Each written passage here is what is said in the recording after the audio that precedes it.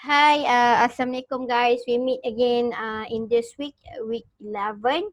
So before I start my lecture today, I would like to wish you Selamat Hari Raya. Okay, and maaf zahir batin. Okay, so today I would like to lecture you about the topic 7, the internet and the web. Okay, so as usual guys, please scan this QR code. I hope that you still remember how to scan this one and how to write all the information inside the attendance. Okay, so please wake up guys. Okay, saya tahu semua dah bercuti selama seminggu if I'm not mistaken. So please start your engine back. Okay guys. Okay, so learning outcome usually, what does it mean about the learning outcome is the outcome that you can get after you done this chapter. Of course, you should know how to explain the internet, the web, explain how to access the web using provider and browser and so on. So all of this you can read it yourself. This is all the outcome that you should get. Okay, after you finish this chapter. Okay, so first I want to introduce to the definition of the internet. So I guess that all of you know what is internet, but I'm sure that you didn't know what actually the definition of the internet itself. So the internet definition of the internet is the large global network connecting smaller network all over the globe. Okay, so without internet, you can't communicate with other people, with other company around the world. So the internet, we call it as the physical network that connect all the people, all the global, all the, what does it mean, all the company around the world. Okay, so the internet launched in 1969. Okay, zaman ni pun awak tak lahir lagi, saya pun tak lahir lagi, so mayat internet ni diwujudkan pada tahun 1969. Okay, so the United States. Okay, remember internet is come from the US. The United States funded a project to develop a national computer networks. So pada 1969, internet we call it as the ARPANET. Ketika ini dia wujudkan ARPANET. ARPANET ni maksudnya dia hanyalah small network saja untuk ni je, untuk Advanced Research Project Agency network saja. So maksudnya untuk satu tempat tu je lah, dia belum lagi all over the globe. Pada tahun 1969 dia belum lagi around the world, hanya tertumpu kepada project agency network untuk buat research. So dia createkan ARPANET, we call it as the computer network. So next 1991 World Wide Web or WWW was introduced. Okay, ingat WWW diintroduce pada tahun 1991. Remember, the internet and the web are not the same. Okay, jangan pula awak selalu sebut web tu internet. No, internet dengan web adalah benda yang berbeza. Di mana macam saya cakap tadi, internet is the physical network. However, web is the multimedia interface to resources available on the internet. Maksudnya sekarang web ini adalah orang tengah antara awak dan juga internet. Sebab contohnya kita ada website macam-macam. We have our online banking, we have the social media, and all of that will put inside the internet, remember. So without internet, we as the user can access the web. So remember, web is a multimedia interface. For the internet is the physical network. When we talk about the physical network, yang wire-wire tu lah, okay, yang connection untuk dapatkan internet wire. Wire tu kita panggil sebagai computer network. Okay, next week I will lecture you about the network. What does it mean about the network? Okay, so the internet. So the internet is the worldwide collection of network that link millions of business, government agency, educational institution, and individual. So with internet, we can access all kind of information or all kind of knowledge that we want to know. So saya ingat lagi masa zaman saya belajar, masa tu saya SPM, untuk mencari sesuatu, masa tu internet memang dah ada, tapi connection dia adalah bukan macam sekarang. Okay, connection dia sangat slow and so on. So untuk saya mencari sesuatu knowledge, to find the information about my subject. So it's very very tough. Okay, sangat tough ke zaman itulah. Zaman tak salah saya 2000 something kot. Oh, 19 something, I'm not remember. Okay. So sangat tough. Okay, untuk ni, so kita gunakan buku pergi library. Zaman tu adalah library memang tengah in. Okay, zaman saya tu library memang tengah in, tempat lepak semua kat library. Cyber cafe ada tapi cost, very cost. Okay. So nowadays, internet adalah benda yang kita perlu dalam hidup. Without internet, kita tak boleh guna WhatsApp, kita tak boleh guna Facebook. And right now, when we are in our COVID, okay, in a COVID issue, we also need the internet to do what?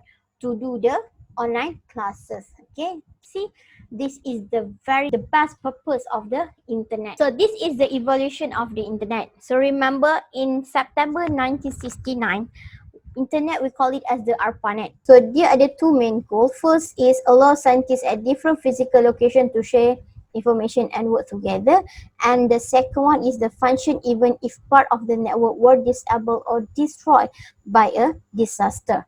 Maksudnya sekarang ini two main goals dia pada tahun 1969, di mana dia nak dia wujudkan ARPANET untuk saintis ini buat orang kata share the information and work together.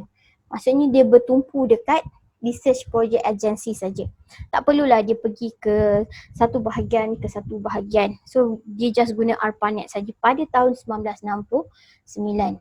Dan function dia juga adalah untuk function semua ni tersimpan dekat dalam memori dia lah.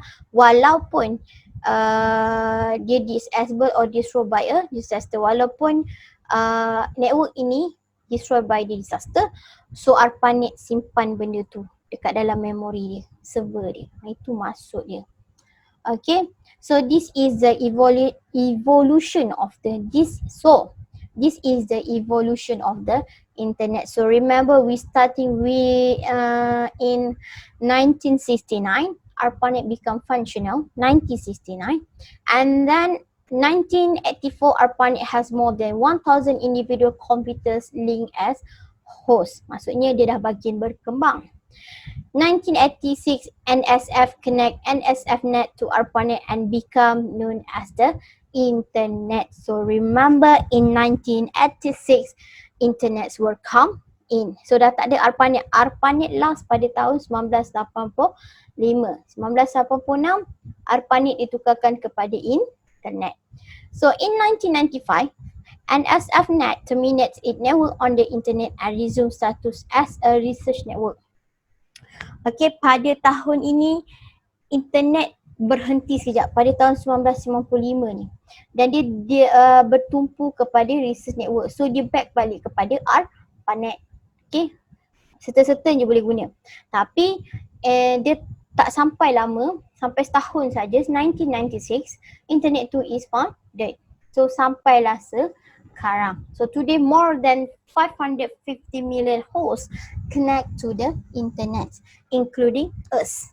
Okay, and right now what you see right now, the Google Classroom also use the internet. You also access the Google Classroom using the internet. So remember, okay, this the evolution of the internet is very important. Sometimes in question they ask you, okay, dia akan tanya awak ARPANET datang pada tahun bila dan pada tahun bila internet itu diwujudkan. Okay, dan pada tahun bila pula internet 2 is founded. So you kena ingat benda-benda ni. Macam sejarah pula. So this is the web generation. Okay, web generation, we have the web 1.0, 2.0, and right now we have the 3.0. So kalau zaman dulu dia hanya fokus kepada provide link to website with specific words or phrases je. Okay, kalau nak cari pasal sains, dia ada specific word. Dia tak mencari macam sekarang secara meluas. Web 3.0 is very very meluas. You type je sains, keluar macam-macam. Kalau dulu dia kena ada specific word atau phrase, baru you boleh cari apa yang you nak. Okay, Web 2.0 dia update sikit daripada Web 1.0. Dynamic content creation pada zaman Web 2.0, Facebook is the most common in Web 2.0. And right now we are in a Web 3.0 current generation. Personalized content creation for user. Okay, this is the web generation. Okay, so this is the difference between Web 3.0 with Web 2.0 and Web 1.0. So you can read it in yourself. Okay. So this is the common internet use. I'm sure that all of you familiar with the internet use, right? So first, of course, we use the internet for the communicating. For example, like email, photo, video, and discussion. Next, of course, shopping, Lazada, Shopee, and so on. Okay, searching. Okay, we search all the information or knowledge. So all of that kind. So we search using the virtual libraries. So next is of course education or e-learning. We also can use internet for the entertainment. Okay. So next is the internet access provider. This is very important question. Usually this topic is very famous question inside the task. Okay. So first is I want to explain you about the internet service provider, or we call it as the ISP. So it says that common way to access the internet. So if you want to access the internet, you should have your internet service provider. Usually ISP provide a path to access the internet using telephone line, cable and or wireless connection. That is the internet service provider. So remember, when we talk about the internet service provider, means that the company that give you connection to the internet. So most common provider or most common company that provide you internet is Verizon, Comcast, Sprint, T-Mobile and AT&T. This is for the overseas company. And in Malaysia, we have the Maxi, Celcom, TMNet, we have Telecom and so on. So if the company give you access to the internet, the company we call it as the internet service provider. So ISP connect using connection technologies, for example DSL, cable and wireless. When we talk about the cable, cable ni yang kita gunakan fiber optic. Okay. Sekarang kabel yang paling laju sekarang semua ISP, internet service provider use dan dikeluarkan dekat dalam dia punya produk is the connect internet using the fiber optic. Why we use the fiber optic? Because fiber optic is more faster rather than you use the DSL. Okay, what is DSL, cable and wireless? Next week I will tell you. Okay. So next is the browser. Okay, so provide access to web resources. So if you want go to the web, so we need a browser. Browser ni adalah muka depan dia lah. Okay, so allow you to explore the web, uncomplicated interface to the internet, connect to remote computers, file transfer, display many varieties of multimedia. So itulah browser. Kalau you buka sesuatu tu kan you nampak ada iklan, tiba-tiba kat tepi tu ada macam video and so on. Itu semua adalah function yang berada di dalam browsers. And popular web browsers include Mozilla Firefox, Apple Safari, Microsoft Edge and Google Chrome. So very famous that we use right now is the Google Chrome. So next is the connecting to the internet. So first is, it says that an IP address is a sequence of number that uniquely identify each computer or device connected to the internet. So saya rasa ramai yang pernah selalu dengar IP address. Yang saya boleh bagi contoh adalah you mesti tertanya-tanya macam mana polis ataupun agensi-agensi kerajaan boleh mencari seseorang yang membuat fitnah, yang keluarkan berita-berita palsu. Macam sekarang pasal COVID kan ramai yang keluarkan berita palsu. And then walaupun diorang keluarkan benda itu dekat Facebook dan diorang gunakan anonymous ni maksudnya bukan diri diorang menyamar. Tapi polis boleh kenal pasti diorang. Sebab apa? Sebab you kena ingat, laptop awak dan internet awak semua ada IP address. IP address ni kita orang gelarkan sebagai identity. Macam kalau kita lahir kan kita ada kita punya identity. Macam mana orang nak kenal kita? Macam mana orang nak tahu kita ni kita? So kita kena ada IC. So untuk komputer awak, laptop awak tu pun ada IC dia. So IC dia kita kenal dia sebagai IP address. Internet pun, internet awak tu pun dia ada IP address dia. So remember, hati-hati bila awak nak keluarkan sesuatu information lagi-lagi di dalam internet. Memang senang cari awak. Walaupun awak tipu awak punya identity dalam Facebook, dalam Twitter and so on. Okay, so itu semua kerja IP address. So apa IP address ni? Dia adalah nombor. Okay, so it says that IP address is the sequence of number that uniquely identify each computer, right? So dia kata sequence of number. Macam mana tu? Inilah dia. Inilah jenis-jenis IP address awak. Okay, you should remember sebab apa kita menggunakan nombor? Sebab komputer tak tahu bahasa kita. Okay, komputer tak tahu bahasa kita. So ini semua adalah pengenalan kepada setiap laptop dan juga internet. Okay, so a domain name is a text-based name that correspond to the IP address. For example, domain name. So remember, domain name ni adalah digunakan untuk user. Kenapa? Sebab kita just type menggunakan English word. Contoh kita nak google.com. Di mana bila kita type google.com, okay, dia akan translatekan google.com kepada IP address. Okay, sebab apa? Komputer kenal nombor. Okay, itu maksud dia.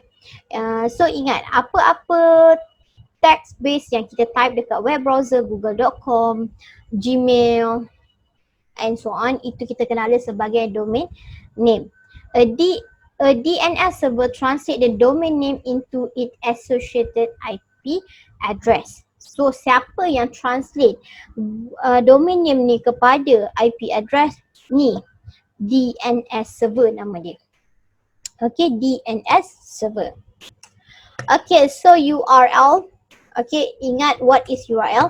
Nama panjang dia kita gelar dia sebagai Uniform Resource Locator. Maksudnya sekarang ini adalah address untuk setiap web browser awak. Okay, setiap web browser awak dia ada dia punya identity. Bila saya cakap tadi lah, identity dia adalah domain name dia tu. So tapi bila kita type https www.mtv.com ni, ini kita gelar dia sebagai Uniform Resource Locator. Okay, so definition dia adalah location or address of resources. Okay, so HTTPS is the most common for web traffic. So kalau you nak tahu, HTTPS belakang dia S tu maksudnya secure. Okay, dia secure. Okay, kalau you nak buka apa-apa online banking, please make sure dia punya protokol di depan mesti ada S. HTTPS means that web browser awak tu, web page awak tu sekarang berada dalam security. So selamat. Hati-hati sebab ada juga orang hacker-hacker ni dia create satu website yang serupa macam online banking. So you kena hati-hati. Selalunya online banking dia mesti put as dekat belakang. So kalau you tengok protokol dekat depan tu HTTPS means that you boleh rasa lega bila awak berada di dalam web page tu. Okay. So remember ini selalu keluar guys. Ni selalu keluar tak ABC, dia keluar dekat soalan structure. Okay, so remember two part inside the Uniform Resource Locator is you have the protocol and you have the domain name. This one we call it as the domain name. Okay, where resource is located. Nama page tu lah, ini nama page tu. Kalau untuk budak BA, tak salah saya you belajar buat web page kan, you mesti tahulah benda-benda nama kepada page tu. Itu kita kenal dia sebagai domain name. Okay, so protokol ni rules for exchanging data. And kalau you tengok kat belakang ni dia dikenali sebagai top level domain. .com, .my, .edu. So later I will tell you what does it mean about the top level domain. Okay, so this is the definition of the top level domain, or we call it as the TLD. Top level domain, TLD or web suffix. Okay, remember nama lain dia adalah web suffix. Identify the type of organization. So you should know lah, when you see the domain name, it's in with the .com. So the type of the domain name is, organization is the commercial. Commercial. Edu for the educational. Okay, for example www.uitm.edu.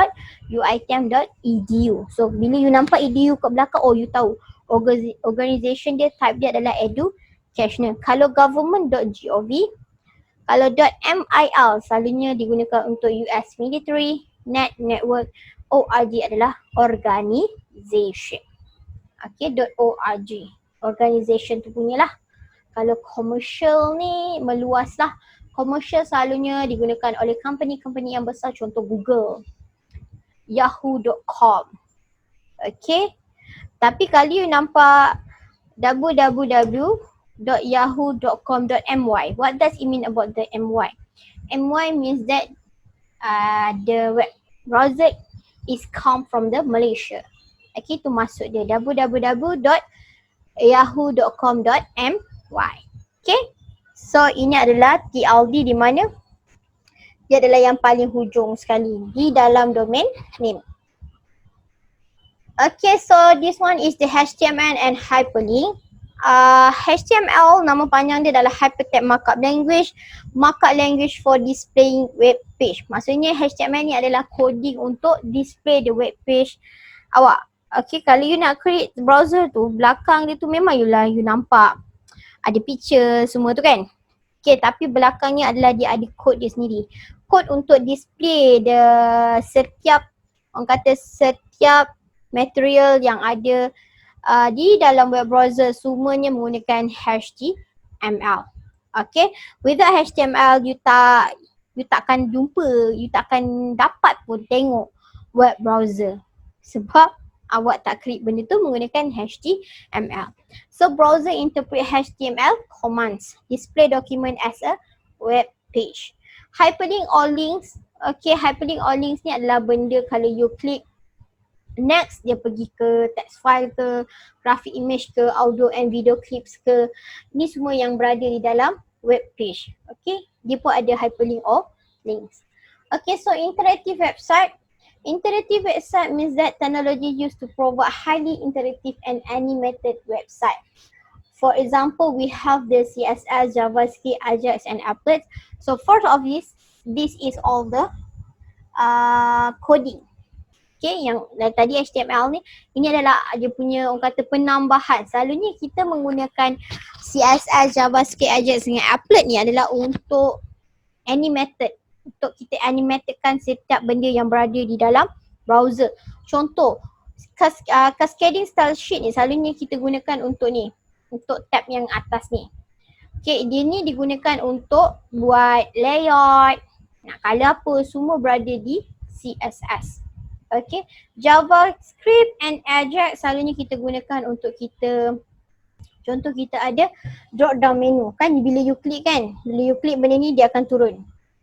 Dia akan turun satu menu, drop down menu kita kelar dia.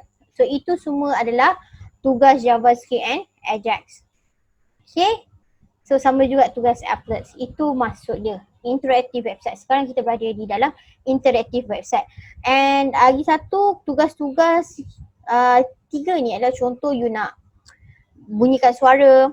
Okay, you nak suruh dia baca kan. Ada juga website, web page yang you tekan sini dia akan baca benda ni. Itu semua kerja JavaScript, Ajax and applets. So next also we have the mobile browser designed to run on portable devices. Okay. So web utilities, when we talk about the utilities, is all about the maintenance. So kalau sebelum ni kita belajar utility dekat mana? Dekat OS. Okay, operating system. Utility digunakan untuk kita buat maintenance dekat komputer kita. So web utilities means that we want to maintain our punya internet. Okay, to make this web safer and easier. Okay, specialized utility program that make using the internet and web safer and easier. For example, we have the plugin, filter, file transfer utilities, and internet security suites. So this is the example of the web utilities. Okay, if utilities for the computer, we have the what? We have the antivirus, we have the defragment, itu semua komputer, jangan terkeliru. Web utilities adalah plugin, filter, ini khas untuk internet. Apa yang awak gunakan dekat internet, semuanya under web utilities. Contoh plugin. Kalau you buat filter, itu web utilities. Kalau you nak download, upload, web utilities punya kerja. Internet security suite pun ada juga. Itu semua web utilities. Okay, so next, first I want to introduce to plugin. So I guess that all of you know about the plugin.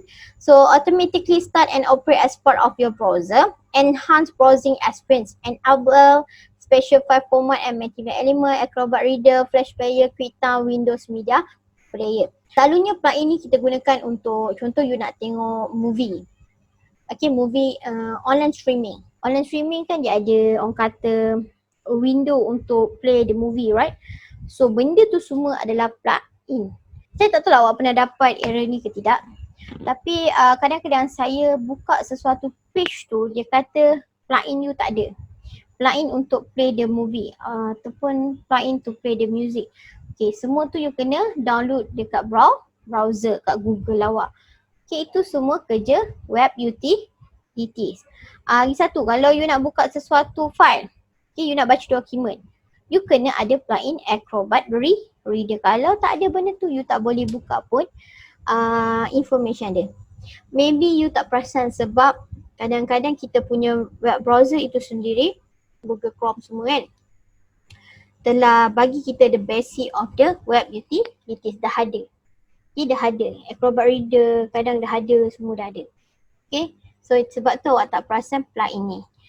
Okay, so next is the filter. When we talk about the filter, we want to block access to selected sites and can set time limits. Usually filter ni digunakan oleh ibu bapa lah untuk dia monitor anak-anak dia. The total time spent on the internet. Okay, untuk monitor lah sampai waktu bila je diorang boleh main internet, main game semua. And lagi satu, filter digunakan untuk block site-site yang kita rasa tak proper untuk kita punya adik, untuk kita punya anak. So kita kena block benda tu supaya mereka tidak boleh pun masuk dekat site-site itu. Okay, contoh-contoh bila site-site yang kita nak block lah benda-benda yang 18 SI yang memang tak sesuai untuk tontonan umum. Okay, itu maksud dia. Okay, so yang bagi filter ni, okay, ada AVG Family Safety, Custodial Parental Control, Norton Online Family, Net Nanny, McAfee Family Protection. Semua ini berada di dalam internet. Just guna sahaja. Just masukkan dia dekat dalam kita punya browser. So kita boleh setting macam-macam. So siapa yang ada adik kecil, so tolonglah tengok-tengok apa benda yang dibuka. Okay, kadang-kadang kita tak tahu. Okay, kadang-kadang kita tak tahu apa yang ditekan. Dia tekan, dia tengok, oh my god. Okay, so hati-hati. So better you ada filter ni dekat dalam laptop awak. Bukan laptop awak lah, laptop yang digunakan oleh family awak. Okay, so next we have the file transfer utilities. We talk about the file transfer utilities is upload and download file to and from the internet. So we have the downloading and uploading. So dua benda ni berada di dalam file transfer utilities. Three popular types of program, we have the file transfer protocol and SQL file transfer protocol. When we talk about SQL file transfer protocol, yang ada HTTPS tu. Kita ada web-based file transfer service and also we have the BitTorrent. So BitTorrent usually we download all the movie and so on. Okay, BitTorrent ni ada cara dia nak guna lah. Dan selalunya kita jarang guna benda ni. Okay. So this is the Internet Security Suite designed to maintain your security and privacy while on the web. Ni semua on the web bukan untuk komputer. Dia ketika kita melayari internet. Okay, two best known suite is the McAfee Internet Security and Semantic Norton Internet Security. Okay, ni contoh-contoh dah lah. So next is the communication. Communication is the most popular internet activity, of course. why we need the internet. Rather than we want to find the information, knowledge and so on, we also use the internet for the communication. So first communication says that email. So email juga kita gunakan untuk buat communication. Email maksudnya transmission of electronic message over the internet. Dia ada 3 elements Dia ada header, address, subject, attachment, message and signature. Ini adalah, orang kata ini adalah format untuk awak hantar email. So sila praktikkan format-format ini. Dia mesti ada address lah, kat siapa awak nak hantar. Subject ni maksudnya tajuk kepada email awak. Kita masuk di attachment, kita nak hantar apa-apa file tu. So ini message, ini gilakan message dan kita mesti ada signature lah daripada siapa kat bawah ni. Okay, for address we have the username. Okay, this one is the domain name and this one is orang kata yang tadilah type top level domain. Okay, ini kita gelar dia sebagai username or address for the address for email. The email people that we want to send the email. Okay, so we have the client base and web base. For the client base, email client must be installed on the computer. We have Apple Mail and Microsoft Outlook. Dan selalunya dua benda ni digunakan oleh company-company lah. Dan ini telah diinstall dekat dalam komputer awak. Dan selalunya untuk kita ni, kita menggunakan web base punya cara lah. Email system kita adalah web base, di mana web mail client. Kita tak perlu no installation necessary, free pula tu. So, selalunya yang bagi this one web base punya email system is the Google Gmail, Microsoft Hotmail, Yahoo and banyak lagi sebenarnya. Okay. So email, remember spam, masuk spam is unwelcome mail. So untuk spam ni, so you kena hati-hatilah. Okay, kadang-kadang dia buat email tu datang daripada Maybank ke apa ke, kan? So you kena hati-hatilah bila buka tu, you kena tengok betul ke ni? Kalau dikata please click this link, you pun klik. So you telah membuatkan virus masuk ke dalam sistem komputer awak. So hati-hati. And selain daripada unwelcome email, diorang juga boleh menggunakan, diorang juga boleh hantar computer virus. Dan dia buat destructive program. Okay. Dan selalunya computer virus ni di attach dekat dalam email. Okay. Contoh, please open this file. Kan, you pun open. Lepas tu dia kata hi. Sebenarnya bila you tekan tu, Trojan horse boleh masuk and so on. Okay. So kita ada Can Spam Act, created anti-spam law for control. Every marketing related email must provide an opt-out of option. So dekat email kita pun kita boleh setting kita punya spam punya email. Kadang-kadang dia masuk sendiri dekat kita punya spam email. Okay, bila Gmail tu identify ni macam tak betul je email ni, dia terus masuk dekat spam. So bila dah masuk dekat dalam spam tu, so you tak payahlah buka. Okay, you buka memang saya nak ask. Okay, melainkan kadang-kadang email tu kita tahu, orang hantar kat kita, kita tahu orang tu hantar kat kita. So, kita kenal orang tu. So dia masuk dekat dalam spam sebab maybe dekat subjek dia tu, dekat tajuk dia tu macam curiga. Gmail curiga dengan subjek dia. Boleh jadi dia masuk dekat spam. So kalau you kenal benda tu walaupun dekat dalam spam, so you boleh buka dengan tanpa ragu-ragu. Okay. So ni yang saya cerita tadi. Ini adalah spam blockers or spam filter. You boleh carilah dekat internet. Identify and control spam. Free program spam fighter. Integral personal anti-spam for Mac. Okay, you boleh cari dekat dalam internet. Okay, so messaging, text messaging. Kalau zaman dulu kita gunakan SMS, right? Short message service. Okay, so ini pun gunakan internet juga. Tapi sekarang kita dah ada WhatsApp. Okay, tapi WhatsApp tu juga adalah salah satu kategori text messaging. Okay, so multimedia messaging service MMS, oh my god, so old. Okay, so MMS zaman dulu memang siapa ada handphone MMS ni, Lagi zaman dulu kan famous Nokia, dia MMS ni maksudnya dia boleh hantar gambar, boleh hantar video and sample. Okay, ini dia, ni contoh-contoh dululah. And sekarang dalam WhatsApp ke Telegram semua dah ada text messaging plus MS. Okay. So instant messaging maksudnya extension of email that provide direct live communication between two or more people. So yang ni kita guna tu lah. Kalau awak menggunakan Google Meet, itu semua instant messaging. Most program include video conference, features, file sharing and remote assistant. Facebook Messenger tu juga adalah salah satu instant messaging. Why? Sebab Facebook Messenger kita boleh hantar ramai-ramai, kita boleh borak ramai-ramai dalam tu. Itu maksud instant messaging. Kalau text messaging itu adalah individual. Okay. So ramai yang tanya, Miss, kalau WhatsApp tu kan kita ada ramai-ramai tu kan, dia jatuh kategori mana? Dia jatuh kategori instant messaging. Okay. So next is very famous right now, social networking. Without social networking, kita tak boleh nak hidup.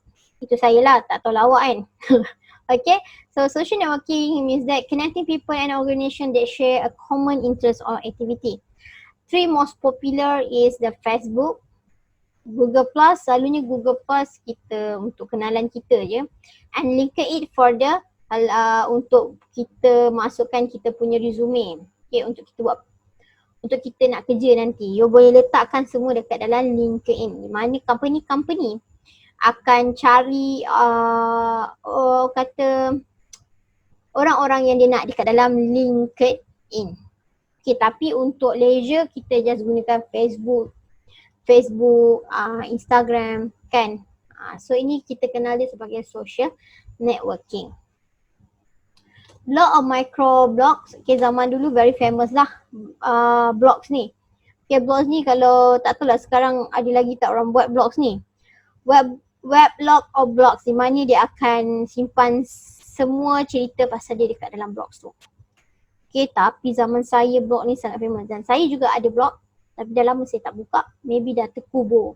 Okay, kalau baca balik memang kelakar lah. Okay, zaman-zaman dulu punya. And sekarang kita ada micro blogs di mana kita boleh buat short status update. Dan selalunya kita gunakan most common is Twitter. Tweet are Twitter messengers. Maksudnya Twitter tu kan dia ada patah perkataan je yang you boleh tweet dekat dalam tu. Itu kita kenal dia sebagai microblog. Tapi kalau you buat satu web page tu, okay, you cerita semua pasal awak, itu kita kenal dia sebagai weblogs or blogs. Okay. So kita ada webcast. Webcast adalah streaming technology for live broadcast of audio and video. Very famous right now. Di mana diorang webcast untuk gaming. Okay. Memang diorang buat live, secara live. Okay. Video secara live. No file after streaming end. Maksudnya bila kita buat webcast ni, dia tak simpan. Sebab kita buat live and dia terus hilang. Melainkan ada orang record benda tu. Okay. Kalau podcast ni more to the music. Okay, podcast is more to the music. Wiki ni Wikipedia. Okay, Wikipedia adalah benda specially design website. Allow visitor to edit the content, support collaborative writing. So kalau ada tak lecture awak bagi tahu kalau nak cari apa-apa information tolong jangan cari dekat Wikipedia. Kenapa? Sebab point nombor 2 ni. Sebab dia adalah allow visitor to edit the content. Siapa-siapa boleh ubah information dekat dalam Wikipedia. So maksudnya sekarang Wikipedia punya information bukannya datang daripada expertise. Okay, contohnya macam doktor ke apa tak. Okay, Wikipedia orang bukan doktor pun kalau dia rasa benda tu betul dia tulis dekat Wikipedia. Okay, walhal bila kita jumpa expertise, information yang tulis tu salah. Itu orang kata itu sebablah kenapa lecturer tak bagi awak ambil apa-apa information dalam Wikipedia. Okay, remember. Lagi-lagi kalau awak ada degree nanti awak nak buat FYP. So kalau lecturer awak nampak dalam FYP awak ada Wikipedia, confirm fail. Tak adalah. Okay, confirm maka awak ditolak. Okay. So next we have the search tool. search tu lah, search service. Okay. Search tu ni contohnya macam google.com, yahoo.com. Benda yang kita type je apa-apa, dia akan search untuk awak. Itu kita kenal sebagai search service. So search engine assists in locating specific information. So search engine ni lah tugas dia untuk mencari semua website-website yang ada words yang awak cari ni. Contoh awak nak cari pasal UiTM.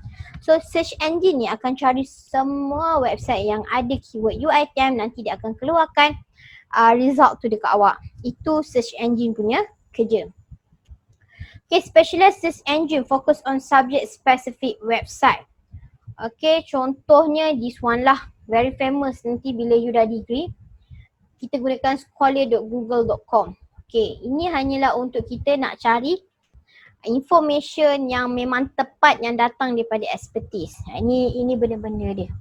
Okay, ini kita kenal dia sebagai specialized search engine. You pergi di Scholar, you type tajuk final year project awak, you cari ada tak orang buat benda tu. So you ambil dia punya information, bukan tiru, ambil and ubah. Okay, nanti bila dah degree you tahulah nak buat FYP. Okay, next is content evaluation. Content evaluation, not everything on the internet is accurate. Remember, okay, kalau you baca sesuatu information lebih-lebih lagi dekat Facebook, dekat website-website apa-apa pun, you kena hati-hati, you kena tengok. First, you kena tahu authority. You kena check siapa writer dia. Is the author an expert in the subject area? Itu sebabnya kita kena tengok, kita kena kaji 4 benda ni. Content evaluation, authority, accuracy, objectivity, currency. Authority, siapa yang keluarkan cerita tu? Expert tak? Itu maksud dia. Accuracy, has the information been critically reviewed for the correctness prior to posting on the web? Adakah information yang dipost itu adalah tepat? Okay, macam sekarang kita pasal COVID ni, macam-macam diorang buat. Macam-macam information yang fake news. So sebelum apa-apa you nak bagi dekat WhatsApp kan, information tu you kaji dulu. Betul tak? Dia datang daripada authority yang betul. Adakah tepat? Itu maksudnya. So next is objectivity. Is the information factually reported or does the author have a bias? So kena tengok objectivity dia betul tak? Dia aiming tu dekat tajuk tu.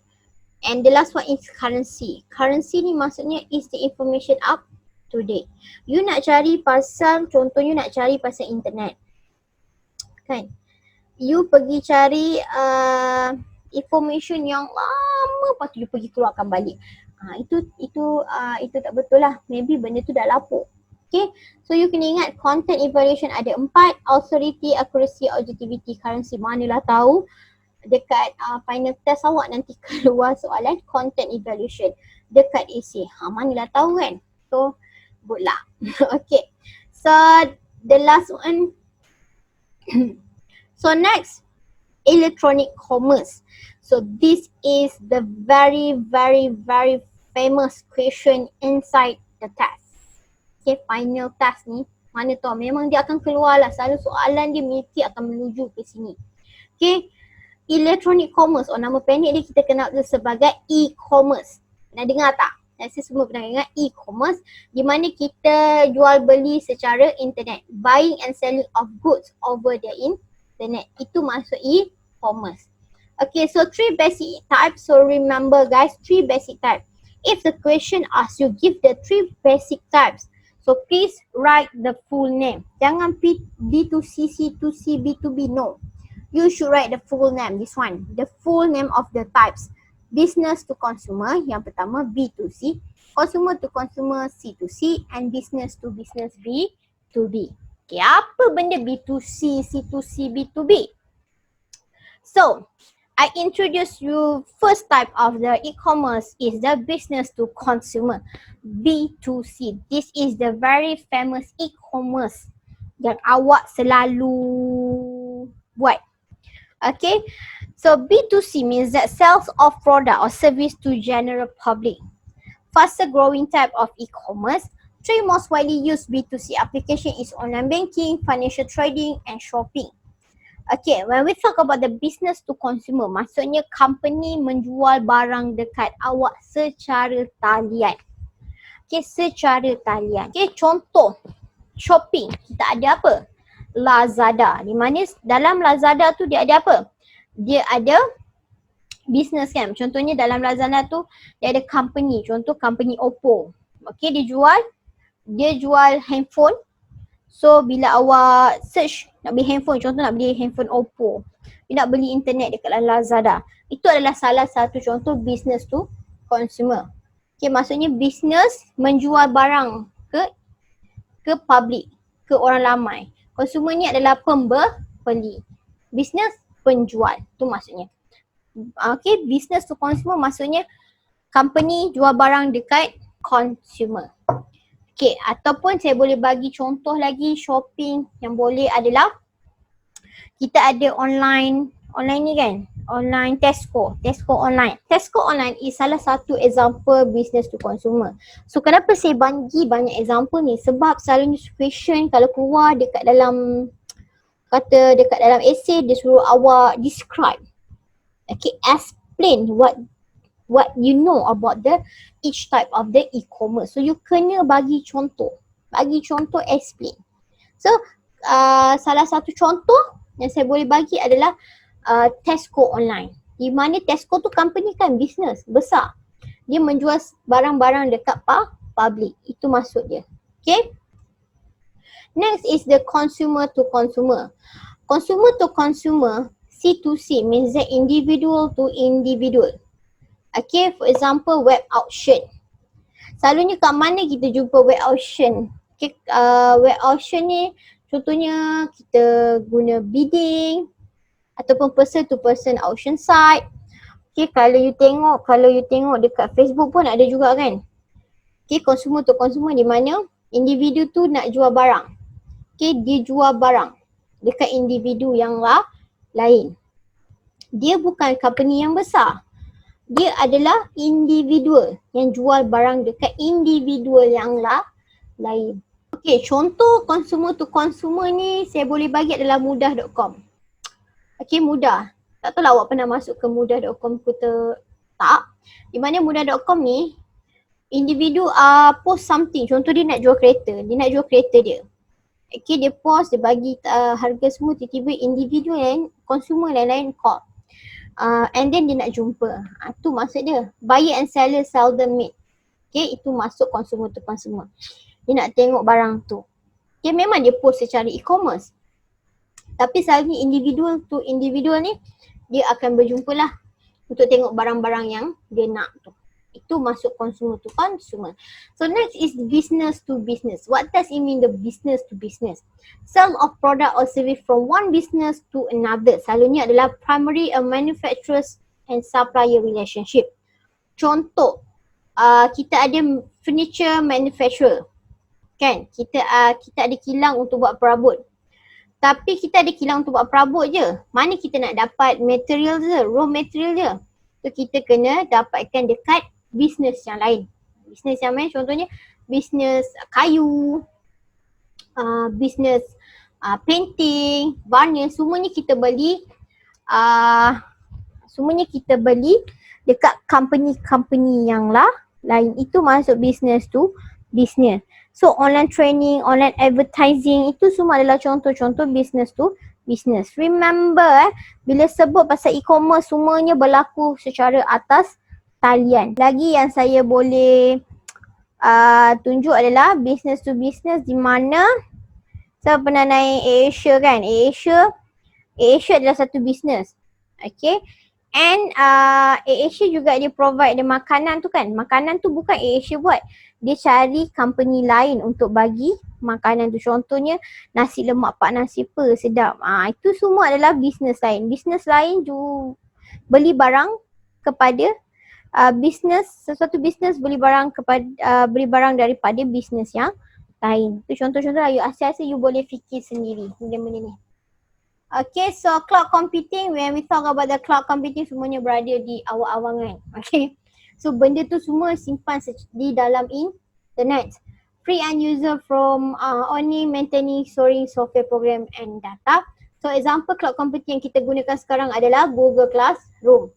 Di mana kalau you perasan benda tu tak simpan pun dalam you punya memory komputer. Semuanya berada dekat dalam cloud computing. Okay. So Internet of Things very famous right now. Okay, Internet of Things maksudnya dekat setiap barang, okay, electronic device yang kita gunakan seharian, dia embedded with the internet. Sebab tu kita panggil dia sebagai IoT, Internet of Things. Contohnya adalah a large object embedded with electronic device to send and receive data. For example, smartphone, wearable devices. Okay, jam-jam, smartwatch semua tu kan. Itu semua adalah contoh-contoh IoT. Dan selalunya IoT menggunakan web yang paling latest iaitu web 3.0. Kalau you nak cari Internet of Things ni, you boleh cari kat dalam internet. Dia tengah membangun sekarang. Okay. Continue development of the internet.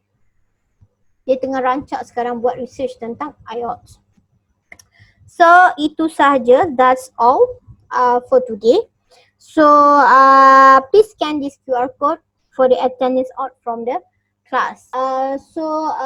Later I will give you one tutorial that you need to submit to me before 10 p.m. You can get the question in the Google Classroom as usual. For the tutorial for this week, I don't give you the ABC question. I give you the structure question based on this chapter. Okay. So that's all class. So remember, please do your final project. Okay, yang saya bagi dulu sila siapkan. And awak kena ingat awak akan ada last exam. Okay, untuk final exam awak secara online. Tarikhnya bila saya akan bagi tahu kemudian. So itu saja untuk hari ini. Assalamualaikum.